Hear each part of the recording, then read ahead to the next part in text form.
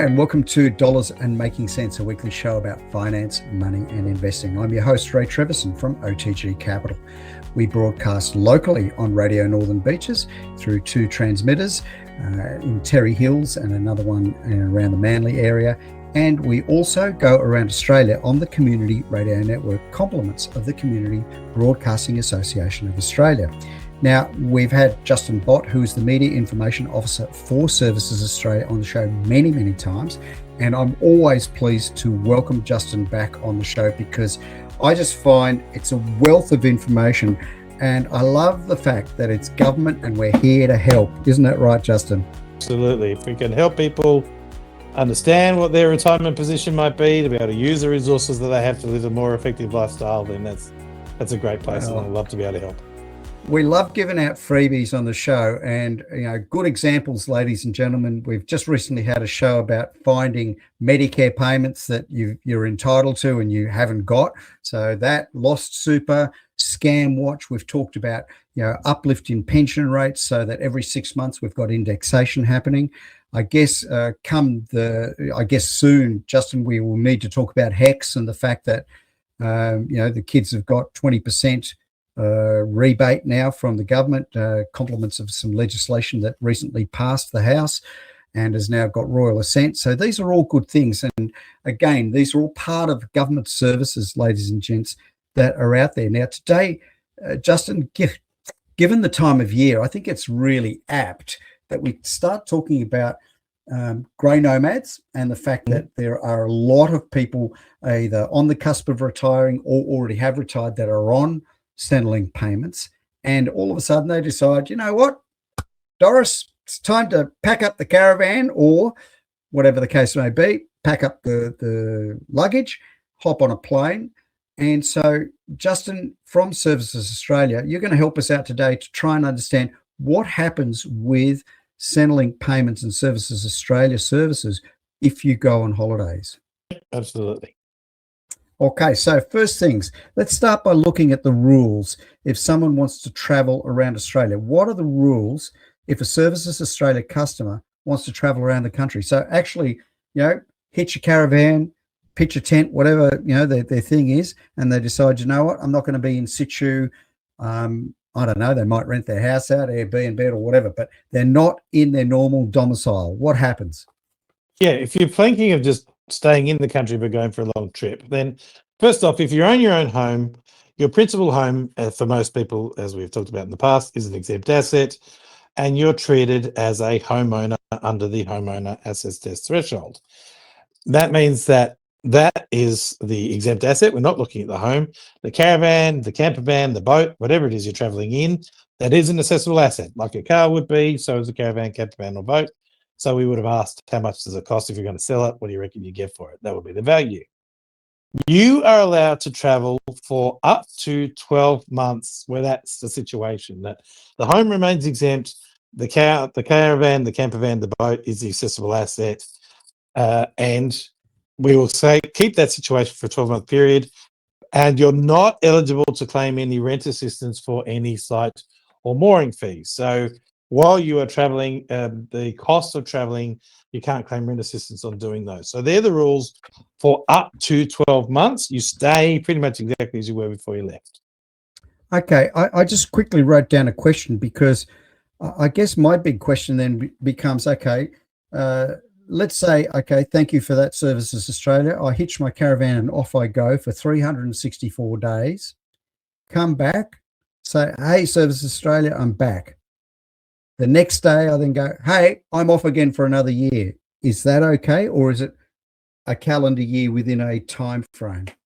We should say that first of all, let's say what happens after the 12 months so you realize that there's an implication. So for the first 12 months of traveling, everything stays the way that it is. After 12 months, it changes. So after 12 months, the family home is no longer considered to be your place of residence. It's not your family home any longer.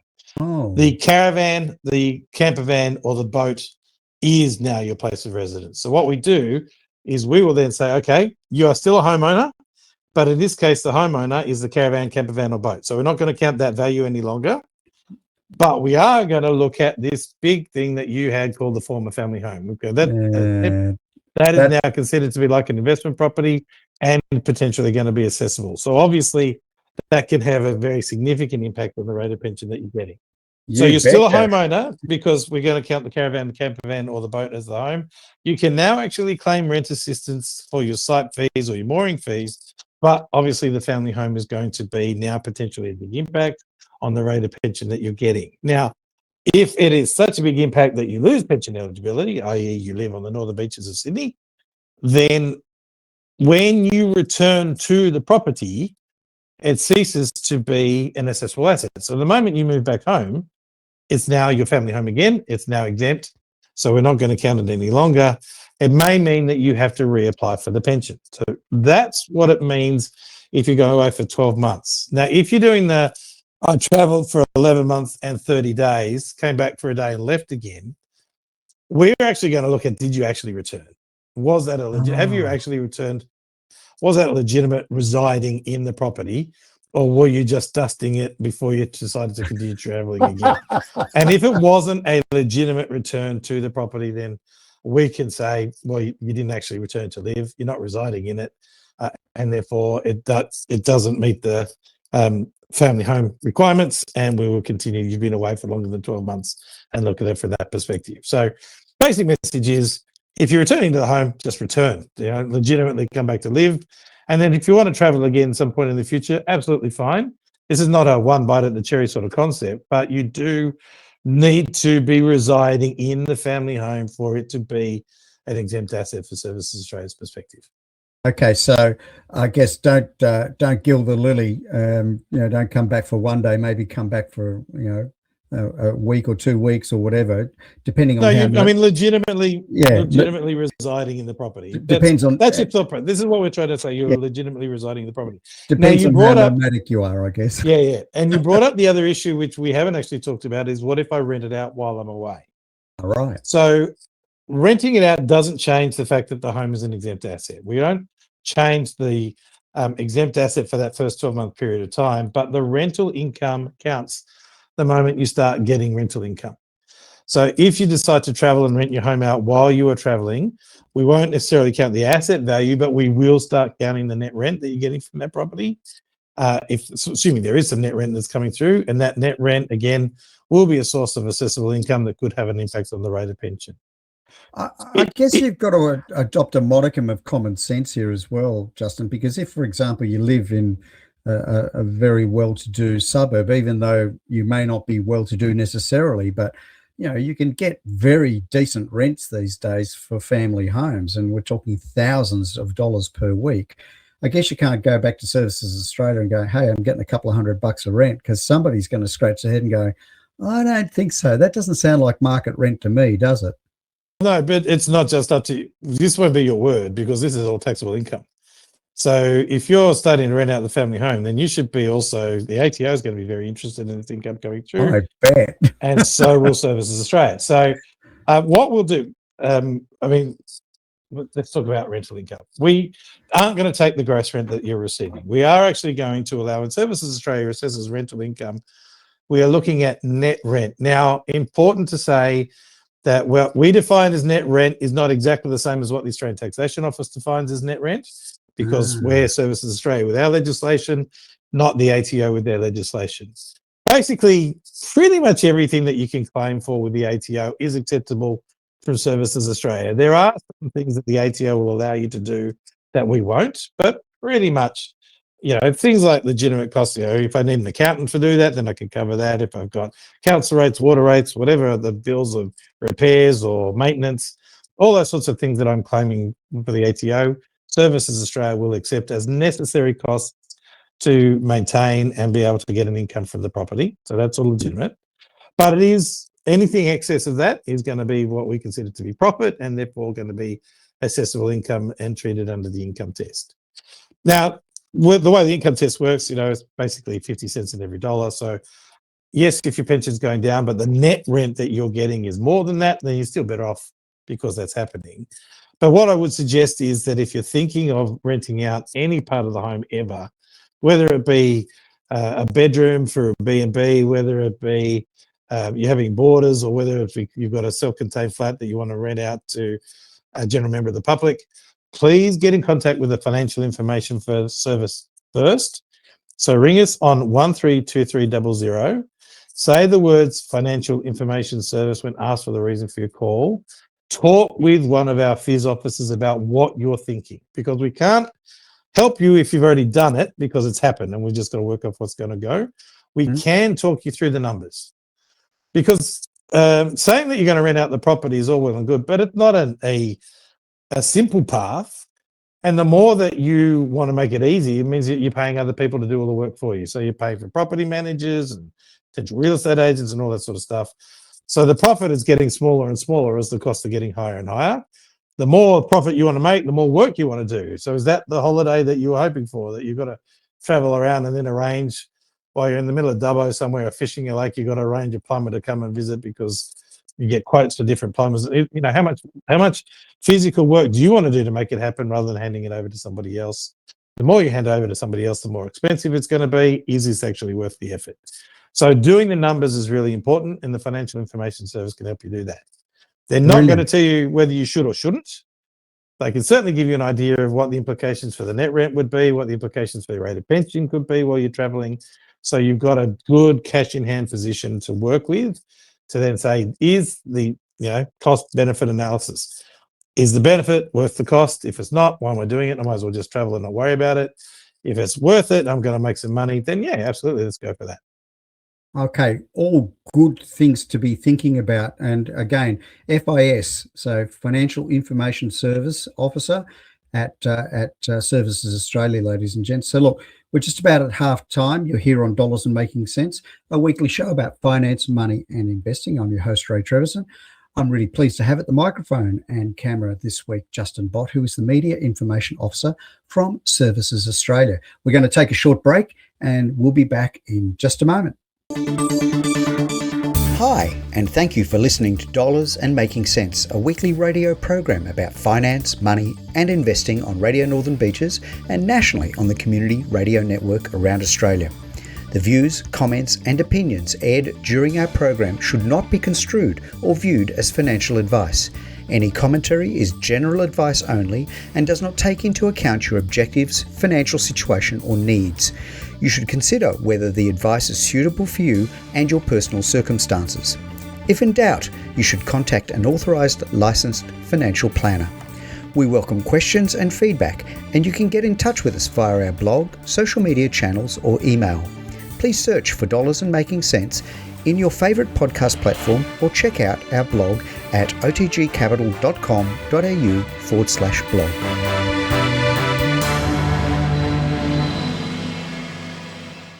Hi, and welcome back to Dollars and Making Sense, a weekly show about finance, money and investing. I'm your host, Ray Treverson.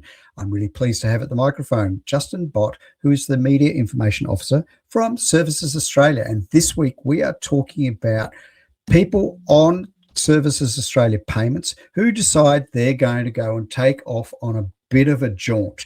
Now, before we went to the break, Justin, we were talking a little bit about what happens when you go domestically, but it's a totally different kettle of fish if we decide to pack up a piece of luggage, hop on a plane and go abroad. So let's cover off, what is the impact of people going abroad? Do they have to tell somebody? I guess is a really good start. Do they need to notify Services Australia? Sure. So what we're going to talk about now are the rules for age pension only, and it's really important to stay up front. So with Services Australia, the rules for travelling overseas are different basically from payment to payment. So for job seeker payment, it's different to disability support pension, different to carer payment, different to parenting payment, different to age pension. And if you're getting any of those other payments apart from the age pension, then you need to go to our website, servicesaustralia.gov.au, look at the payment that you're receiving and what the implications for you travelling overseas for that payment are. So make sure you check the one specifically. But for the age pension, if you are travelling overseas for 6 weeks or less, then one, there'll be no change to your rate of pension. For a period of 6 weeks while you're travelling, the pension doesn't change. Two, you don't even have to tell us if you're going. So 6 weeks or less, if you're travelling overseas, you don't need to let Services Australia know. Going for more than 6 weeks, though, that is a different story. We actually, if you are planning to travel for more than 6 weeks or thinking of permanently moving overseas, then you do actually need to let Services Australia know before you leave. Can I ask again? I know this probably sounds a daft question because, with when I just travelled recently, I had to go for a work trip. Now everything's electronic, so my assumption is that when you scan your passport out, heading out of an international terminal, someone's clocking you, going, okay, Ray's heading out the front door. That's going to, I guess, data feed a whole bunch of different agencies, and that wouldn't be any different for the tax office, foreign affairs, et cetera, et cetera. So if you are a Services Australia pension recipient, my assumption is Services Australia will know you've gone the moment you swipe your passport at the airport. That being the case, you said 6 weeks, but is that strictly 42 days, and on day 43 the rules change, or is there any grace? No, there's no grace with this one. The reason for that is because your payments start changing after 6 weeks. Okay. So when you're going overseas for 6 weeks or less, your payment doesn't change. Therefore, yes, Services Australia will be notified by immigration that you left, and they'll be notified by immigration that you returned. It's all within the 6-week window, no change in your rate of payment, everything's fine. Going away from 6 weeks to 26 weeks is your first change. So 0 to 6 weeks, rate of pension unchanged. 6 weeks to 26 weeks, so 6 weeks to 6 months, what you'll notice is that you're going to miss out some of your pension. So what you get paid every fortnight isn't completely the age pension. It's the age pension plus what's known as supplements. There's a pension supplement, and then there's an electricity supplement. Some of those supplements are not payable while you're overseas. So they're meant to be paid for services that you're receiving while you're in the country. When you're overseas, you're not accessing those services, so the supplements aren't paid. So you're going to notice that at the 6-week window, your next fortnightly payment is going to have a reduction automatically because those supplements are gone. And that continues realistically until you return to the country. So those supplements will be not payable for the rest of the time that you're overseas until you return to the country. So certainly 6 weeks to 26 weeks, you're going to notice that the supplements are gone. It's at the 26-week window where the real company, if you like, the real change starts to take into effect. And that's when we look at how long you've actually been living in Australia. So your entire life? Yes. Well, not entirely. So what we're looking at here is a thing called your Australian working life residence. So we're looking at how long you've lived in Australia between the ages of 16 and age pension age, which is presently 67. And if you're traveling for basically everywhere in the world but New Zealand, we're looking for 35 years. So if you've lived in Australia for 35 years or more between the ages of 16 and age pension age, at that 26-week window, nothing changes. Your rate of pension will continue, is exactly the same rate, because you've achieved the full 35 years and you've met the requirements to continue to get the full pension payable. It's when you haven't met the full 35 years that your maths start to come into effect. So what the rate of pension that you get from the age from that 26-week window is proportional to how long you've lived in Australia between 16 and age pension age. So if I have lived for 20 of those 35 years, then the rate of pension that I'm going to get, the supplements have been reduced, that's already happened, but the rate of fortnightly pension I'm going to get is going to be 20/35 of the pension, because I've been here for 20/35 of those it's life residence. It's prorated against completely the 35 pro rata. years of residence. Yeah. I'm curious because I know in my 40s I did a bucket load of travel and I was abroad a lot. So whenever I was away, that doesn't count as, even though it was work and I was still a tax resident, I still lived at home, etc. That counts for days away, does it? You're an Australian resident during that period of time. That's just Always. Work. Yeah, as long as you're Australian resident, that won't be an issue. Okay, and good. yeah, so it's more for people who may have been living overseas before they came to the country, and therefore there'll be the issue of residency. Have they met the requirements? So how long you've lived here between 16 and age pension age, 16 and 67, will determine that Australian working life residency. The larger the working life residency, up to the maximum of 35 years, the more pension you get. If you have achieved the full 35 years, then your pension won't change. Now, that's the same rule if you go to live overseas permanently. So it's very possible that if you decide that you're going to reside overseas permanently, then if you, for example, have still achieved the 35 years, then your pension rate from a residency perspective won't change at all, and you'll continue to be eligible for the maximum pension that you can get for the rest Oh, of your really? life. Oh, And so okay. it's, So you can live abroad and still get the pension. yeah, permanently. If you meet the residency requirements and you're eligible based on your Australian working life residence, then you can get it forever. And I actually have a customer who lived in the inner city of Sydney. So he was sort of Surrey Hills sort of area. He never owned his own home. He's always rented. And he built up a very decent superannuation fund. But he knew it was not enough of a superannuation fund to be able to buy a property and then enjoy the benefits of the super. It would have used up all of his super and would have left him with nothing left over. So he decided that he was going to go overseas. He was going to go to a particular country where that amount of money, not even half of that amount of money, would be able to buy him a very significant property, also afford to pay for staff. So he would have a cleaner and that sort of thing with him, and he still gets age pension. Now, because he's purchased in another country, that is still the family home. The family home, if he's residing in it, it's an exempt asset. Doesn't matter if the family home is in Australia or not in Australia. If it's the family home, it's an exempt asset, so we didn't count that. He used up part of his super, so we weren't going to count that. And he was actually eligible for quite a decent rate of age pension. And we went through the numbers, and he worked out that he'd have his own property, he'd have staff, and he'd have a decent amount of assets in the foreign currency where it was particularly strong. Therefore, he was going to be very comfortable, and for him, it absolutely worked. It's fabulous. That's a really good way to go. There are some things that you really need to think about. So the first one is, and I'm very going to quickly put this out, if you're going to New Zealand, it's a little bit different. It's 35 years for basically the rest of the world. For New Zealand, between, again, 16 and age pension age, it's actually 45 years to get the maximum amount. So it's a bit bigger if you plan on moving to New Zealand or you're going to be in New Zealand for a long term. Mm-hmm. The other one is actually the issue that we spoke at the very beginning, the family home. That 12-month rule about being away from the family home before it's counted as an asset, that applies even if you're traveling overseas. It's not just about whether you're traveling around Australia. So we're not just looking at residence requirements. We've got the income and assets test rules going on in the background.